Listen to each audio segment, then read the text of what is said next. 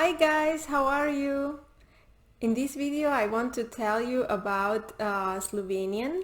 I was in Slovenia for a trip. I was there for a week and I really enjoyed it. It's a very beautiful country and I was very interested also in the language. It was the first time I went to a country where they speak a Slavic language, and for me as a Russian learner it was very interesting to see that I could understand a lot. Also, it was interesting to see that in the southern part of Slovenia, things were mostly in Slovenian and in Italian, which is also a language that I'm learning, so it was pretty cool. In this video, I want to show you some sentences and compare them with Russian. Also, I will include some sentences in Italian, which were both in Slovenian and Italian, because I think it's interesting. We will start with the very basics. I found a postcard which included the greetings in Slovenian and English, so it's pretty convenient, and I would like to start with that.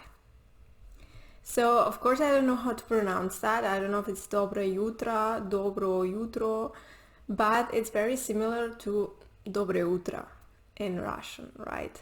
So it's easy. The same with dober dan, dober večer, dobry deň, dobry večer. It's really very similar.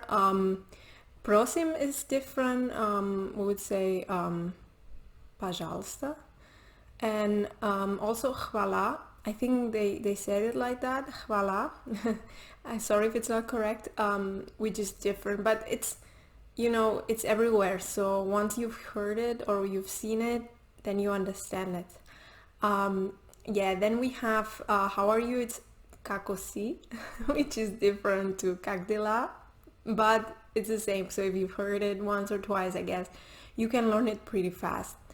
Then we have na zdravje, which reminds me of здравствуйте. So it's different, but it's similar. Na svidenje, which is very similar to do svidania. I notice sometimes if it's N in Slovenian, it's the in Russian. So do svidania, and here it's na svidenje. And da, it's the same for yes, and instead of niet, it's nie. And then the last one, aprostitje or oprostitje. Which is actually also similar. I'm just thinking, how would I say that? Простите меня. I think this means something like forgive me in Russian. Простит. Well, you see it's pretty similar, and it's very interesting. And here I will show you the next picture, which is from a restaurant, and here we see the word hvala again. So it's thanks and see you soon or something like that. Hvala in na svidenje. So I never knew this word before, but because I saw it once and then you keep seeing it, then it's kind of easy to remember, even though in this case it's not really that similar to Russian.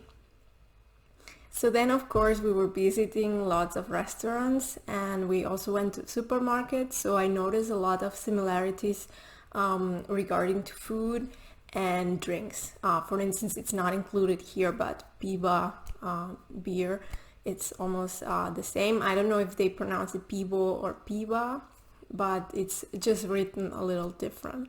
Yeah, one funny thing was, well, here we see different words. For instance, cena is price in Russian, and then here cenik, so it's very similar. What I found funny was that kava means coffee, because where I come from, kava is an alcoholic drink, so when I first saw it, I thought it was kava, right? But then I saw, no, it's not possible because it says like coffee with milk and stuff like that. I mean, of course, the translation does help sometimes, but here you can see in the list that there are several similarities. Like, for instance, kava s mlekom is like coffee is malekom, so it's very similar. Or smetana is also smetana. Or biela kava, so it's bieli coffee. So bieli is similar.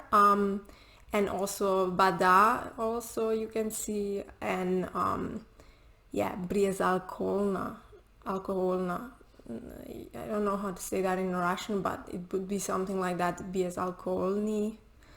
So you see it's very, very similar. And yeah, this made the trip even more interesting because it was amazing. I really liked the country, but having all this linguistic input even made it better for me, at least. Yeah. So if you want to see some more, here for instance we were at the supermarket and we saw this jablčni sok. It's like jablčni sok, so it's kind of similar.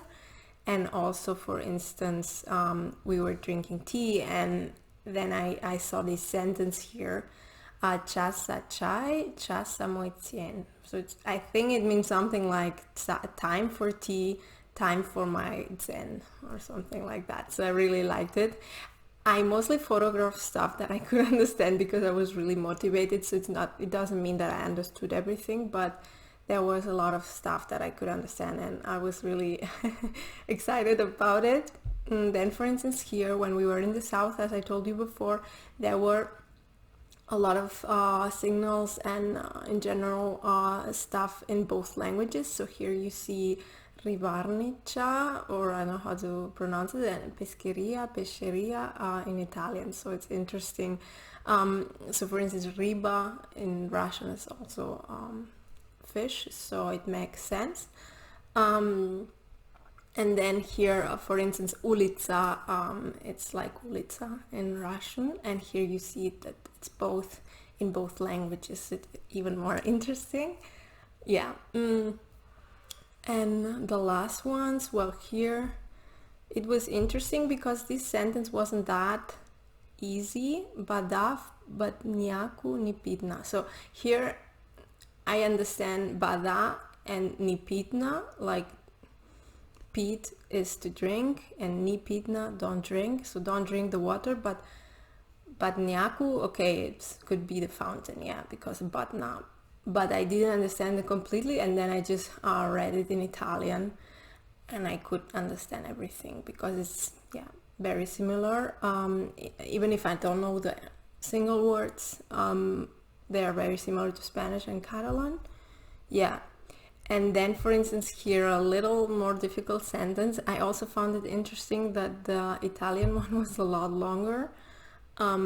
So here, if I didn't have the Italian version, I would say, okay, you can only stay here for 30 minutes, but I wouldn't understand who. And yeah, in general, it's not like I understand it 100% in Italian, but of course the Italian version is easier. And then the last one, here we see the days of the week, or some of them, and I found it interesting that well, понедельник, понедельник, it's pretty similar. Пятница, пяток is not that similar, but it has this sense of being the fifth day of the week. Sobota is subota, it's very similar, but what I found interesting is that they call Sunday неделя, which in Russian means week. So yeah, that was an interesting one. As you can see, if you speak some Russian like I do, if you go to Slovenia, you'll be able to understand a lot, at least in the written form. I was actually speaking the whole time in English, so because of course I don't speak Slovenian, but I could hear something, also could understand something, but in general I was focusing on the written form, and I was very happy that I could understand so much.